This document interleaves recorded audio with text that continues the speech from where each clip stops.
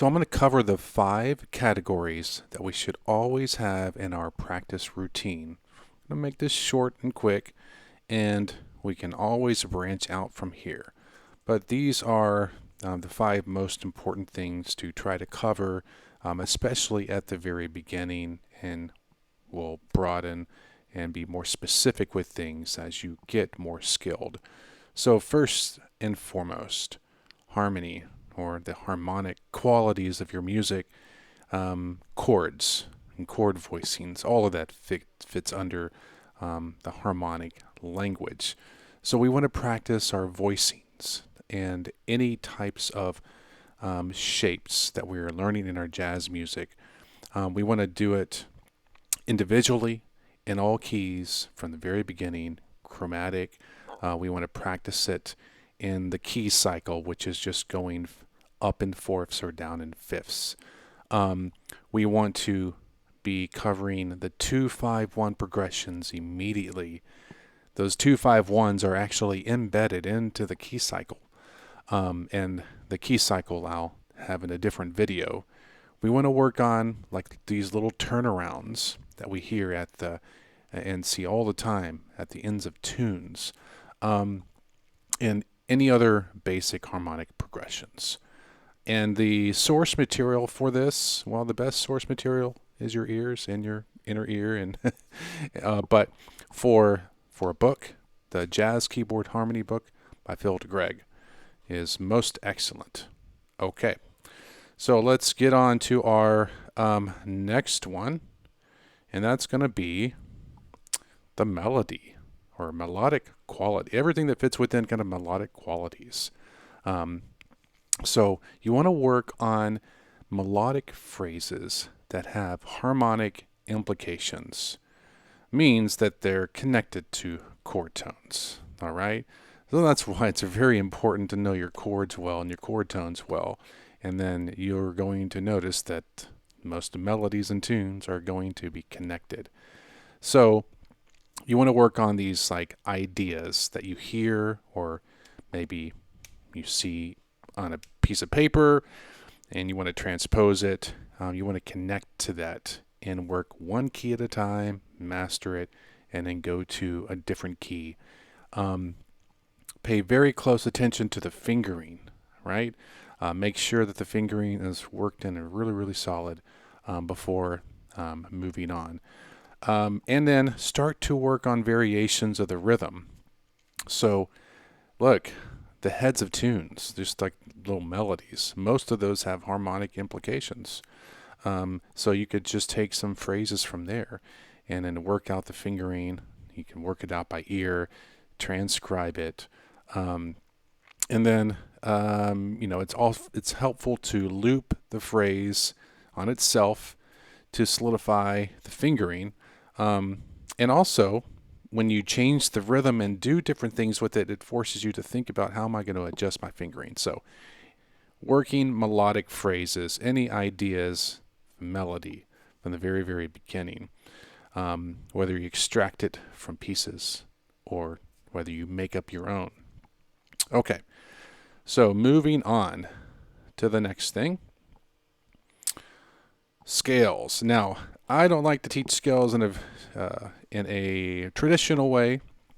I like to be creative with how we work with scales. I like to do juxtaposition, and I like to do put 2 scales on top of each other and do this kind of symmetrical work, and then also like change up the meter.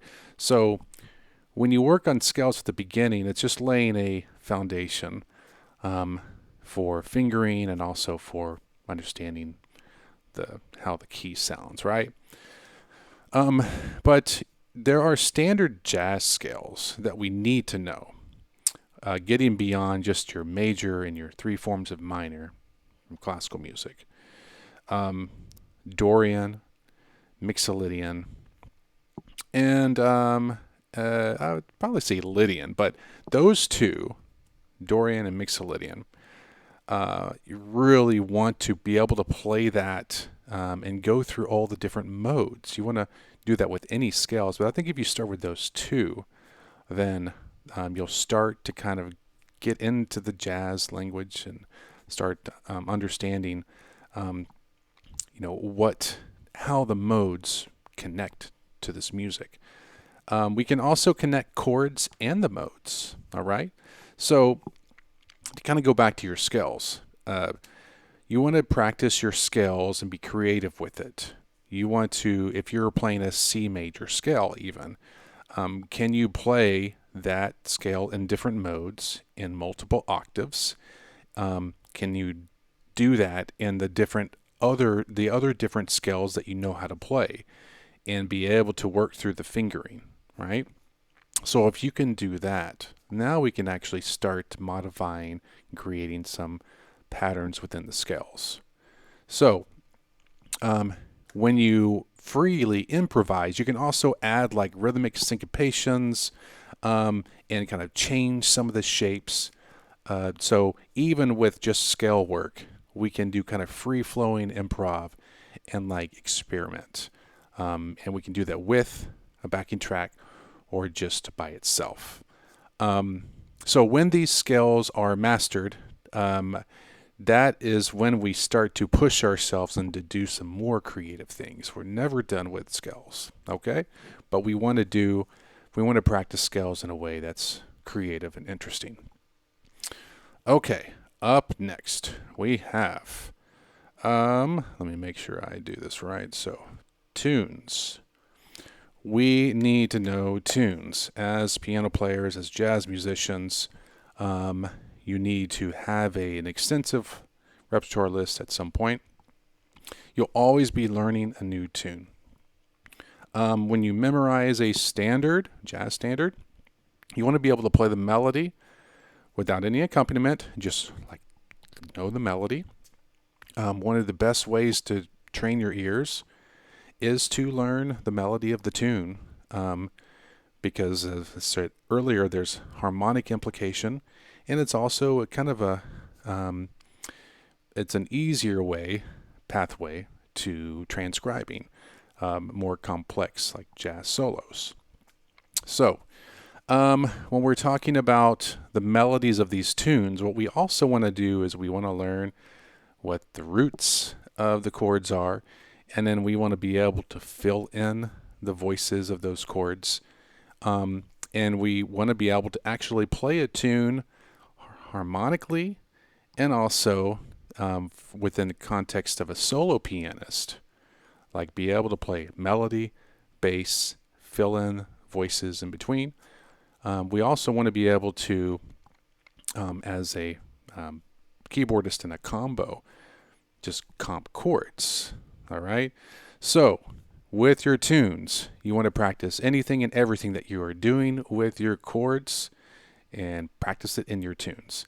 You want to take the melody that you've learned by ear, and then you want to transpose that melody. And you want to have a running list of tunes that you can play at any given time. And you want to have like a small list of tunes that you can play really, really well. So when it's your turn to call out a tune, you're going to call that tune because you're super confident in it. Okay, so moving on to the last one here. And we have transcription, which is the transcription, being able to hear a lick or hear a portion of the tune, either if it's a melody, if it's the chords, and being able to, doesn't have to be notated, just be able to hear it and then be able to play it and study it that way. Now, I guess another way to think about it is just copying things from the recordings. So, but that can go for anything, the melody, the chords, solos. Getting inside the music, okay? We can analyze the musical patterns once we have learned a portion of this solo or learn the portion of this melody. This is probably the number one way to really push ahead in your improvisation, because being able to transcribe and then put it into your own playing and then being able to take that, analyze it, and then it gets deeper and deeper into your thought process when you're improvising. So then we can transpose all of that, and that takes it even deeper and more mastery of whatever you're learning. So transcribing should always be part of your practice. So we have the chords, the harmony, the melody of the tune, or any kind of like melodic phrases, scales and modes, tunes themselves, like digging into the tunes, everything about the tune, and having a list of tunes you can play, and then transcribing. It could be just a little fragment of something, but you're always doing something related to those 5 things every day if possible. Okay, that's it.